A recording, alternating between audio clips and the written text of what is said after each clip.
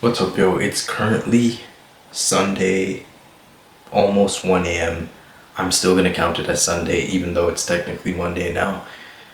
And for so many days, I was saying that I want to get videos out, and I didn't get them out just because I had one video that was really, really cringy that was stopping me from uh, putting it out, and then that just killed my momentum because there was one specific video that I want to get out before I got out the others because I just wanted things to be in order, even though I didn't edit them and do the post production in order.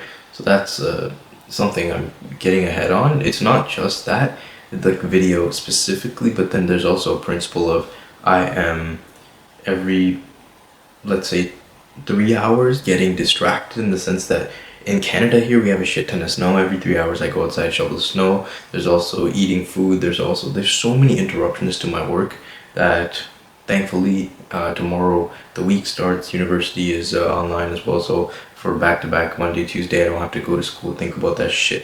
And so it's like no more low leveraged fucking traveling, no more commuting, no more high friction, stupid tasks that don't actually yield returns. It's like I have the opportunity to be focused. One of the other lessons that I learned was there's a guy particularly, his name is Nick Setting, that I took some inspiration from when I first started my entire content journey. And it's like he always preached his own funnel, which is the reason behind his thinking strategy wise why I came to such a conclusion. But it's like, sure, maybe he has made more money than me. Sure, maybe he's more successful than me. I don't give a fuck. Like, I look at other people that are more successful than him in my space specifically, far more successful than almost any other people. Like, I'm specifically referencing a guy who's cracking 5 mil months, and this guy basically says that, which is logically backed up. Nick Setting used to say this thing, which is like, people, there's an issue with the info space, which is that people are competing on their offer versus competing on their trust as an actual personal brand or as a creator. But the main issue I have with that is 90% of people are absolutely dog shit at business, in the sense that they have an offer that's so ass that the only reason why people buy it is because the person has a personal brand that people know, like, and trust, and therefore they'll buy anything from that person, even if their product is complete dog water. And so the question becomes, how do you compete not only on your personal brand and your name, but your offer as well? Therefore, like, this is why Hermosi talks about irresistible offers. This is why he's able to sell $100 million in books and crack all the records. Like, it's because he's not only has a crazy brand and has crazy brand equity associated with it, in the sense that he can cash out on his brand at any time he wants, but then there's also a matter of he's actually good at business. He knows, like, everything in business. He understands marketing to a T. He's the fucking goat. He understands how to make crazy offers. He understands how to deliver on those offers. And so it's like, how do I replicate that for myself? And it's like, what do business owners want? They want money. And that's what leads to me creating the offer, the overall offer that I have, which I can drive with quite a lot of ease, because proportionate to the amount of traffic that I know I'm able to get people, basically it's a guarantee of 25 to 30 clients after a 6-month work term. And that is something that might sound shocking to a lot of people if I don't say the monthly term or whatever, and even still it can be shocking. But it's like, there's a very specific client that I'm looking for with a very specific price point for whom this would be appropriate. And it's like, that person I know is abundant in the world, and I can find and attract a lot of people, not only through my own brand and the reputation that I'll build maybe 1, 2, 3 years down the line with my content, but then it's also a matter of, what do I want this channel to look like? There's also another principle that people need to, because just the channel came to my mind in terms of long form content, there's this principle that people need to watch you for 7 hours before you buy. And I mentioned this yesterday, but it's like, that's complete bullshit. Or not yesterday, but the day before yesterday. That's bullshit. That's a complete ass. Like, that's stupid. It doesn't make sense. It's like, people trust you. Sure, after, let's say, 5 to 7 minutes, someone can trust you. to the extent that they'll spend tens of thousands of dollars on you if they're actually at the time at which they're ready to buy, meaning that they're at the level of their business in which you can actually help them, and they're at a level of sophistication in which the specific solutions that you set up for them, and by sophistication I mean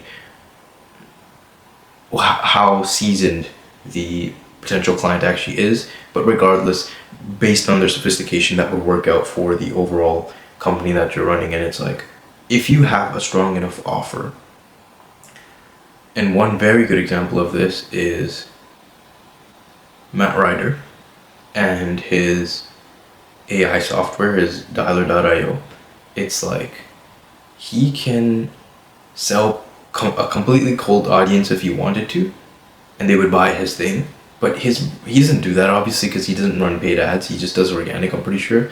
And so it's like, he obviously has the trust aspect of things because everyone knows who he is because of the overall input that he's had and effect that he's had on the industry. But then there's also a matter of his product is actually good, and so his brand reputation overall, people hear stories about different literal enterprise clients using his system, and the overall brand that is built around it is able to, regardless of the fact of whether or not someone has trust in him, his overall value proposition and offer is very, very strong because he's damn good at business. And not only that, but another example of this is another sales guy, Cole Gordon, who does do paid ads, so he's an even better example of this. And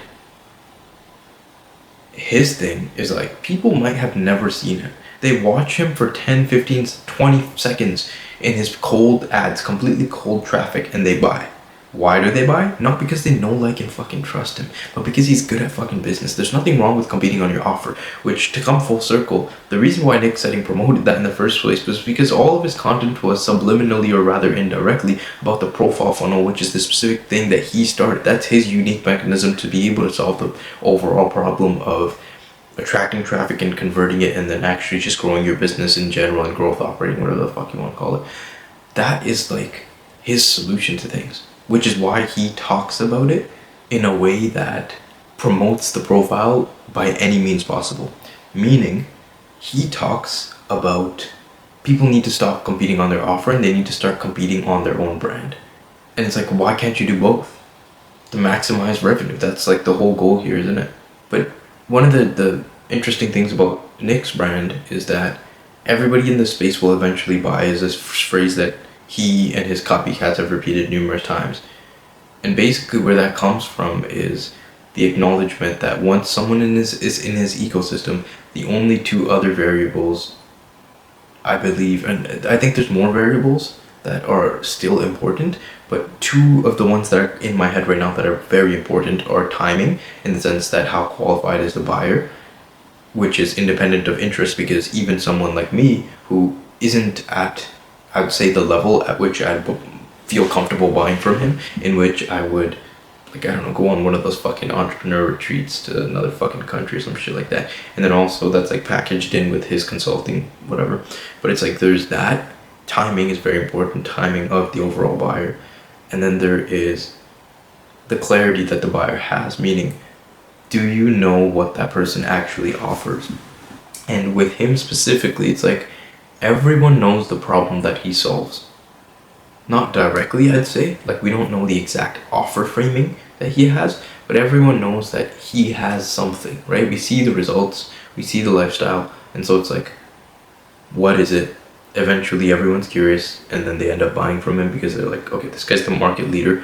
Not because he is the market leader, it's his revenue doesn't show that he's the market leader. Obviously there's people fucking cracking insane months, there's like enterprise level companies, but the thing about him is his positioning marketing wise is so strong that it allows him to do that. And that is the result of the profile funnel and this whole thing that he's trying to build around trust. But the question then gets raised is, what would be the perception of him if he didn't run retargeting ads or run ads back to his profile, but instead ran ads completely cold to a completely cold audience? Then what would the result be? And it's like, obviously he would have to change his entire strategy, because right now his strategy is like, talk about complex concepts and make them simpler. But if he were to do that, then it would just go against the overall ideology that he preaches, which he shouldn't do, because if you're running a business, obviously you are the only person you should trust, because it's your fucking company, so you can take it however you want, you know. But it's like, for me specifically, I know that I need to adopt some principles both from Nick and from other mentors and people that I want to be more like. And so it's like, I made my basically irresistible offer that I switched up now, because before this I was running a sort of semi-free offer. That's basically like where my mind is at right now. I'm gonna make some videos about this specific contrarian sort of take on the overall, that the overall info space might not like see eye to eye with, and so I think it's pretty cool. I've made this video longer than it has to be. It's kind of stringent, I don't even know if that's a word. I was kind of mixed on whether or not I actually wanted to do this today. I was very highly pissed about this. Bro, oh my god. Also, the UFC night happened the other night. I was betting on that, and it pretty nice. Made a shit ton of money. It's like, bro, or like a decent amount. And it's like, bro, I slept so late, which is not conducive to the life that I'm trying to build, man. It's actually super pathetic, because when I had the surgery, I had to wake up really early. And so it's like, I'm disrespecting myself, because for someone else I was willing to wake up early, and yet for myself I don't treat it to the same standard, which is absolutely pathetic. That's basically the update for today. I'm gonna switch everything as fast as I can. Hopefully we rebound, because the pressure is in my head. And guys, this is one thing that I will always like stand by. If you do actions that you don't believe in, eventually, if you don't escape the actions by scrolling on Instagram, on TikTok, or scrolling on anything, or like watching some bullshit that you shouldn't be watching, or like doing anything, like playing video games, you know, the bad habits, to numb the actual pain that you feel, you don't do any of that stuff. And you sit through the pain and you bear the pain. Eventually there's going to be a rebound effect in which you feel the pain just stacks, and then it's like you can't take any more. So what happens if you don't actually let it go on all the other distractions, and you don't allow them to numb you out? It like rebounds. Like you're like, I can't take this anymore. Your brain and body's like, fuck this. We need to take insane significant amount of action to boost us out of this shitty scenario, and then it just goes bow. So that's what's about to happen to me personally. If I just stay on the same path that I am, I'm quite conscious about the overall activities that I'm doing, you know. So regardless of where my state is, proportionate to the overall fucking video output or whatever the fuck, I got other shit to do, other reflections to do, and it's like, it's not more important than the video. So it's like, I need to get my shit together. That's basically the update for today. I'm not gonna get too upset about it, because it's like, life goes on. I know what to do, and that's it. It's this the game of life, feel me? I always feel like I'm behind proportionate to where I actually am, but it's like in reality I'm exactly where I need to be based on the actual input that I put in. And we'll see how life plays out, you feel me? But I hope overall you had a great day. When I make these videos, I don't expect anybody to watch them, to be honest. If you are watching this right now, probably not right now, like anytime in the foreseeable future, near future. But when I do, if I ever end up reaching success to the degree that somebody would go back and actually watch these fucking dumbass vlogs, or they're not dumb, they're really nice, this is amazing, but it's like, if anyone were ever to come back and watch them, that would be the most insane thing ever, which I never expect people to do, even if I don't give a shit. I don't give a fuck people, you know. Live life, you gotta do what you gotta do. That's basically it for the day. And yeah, man, peace, goodbye.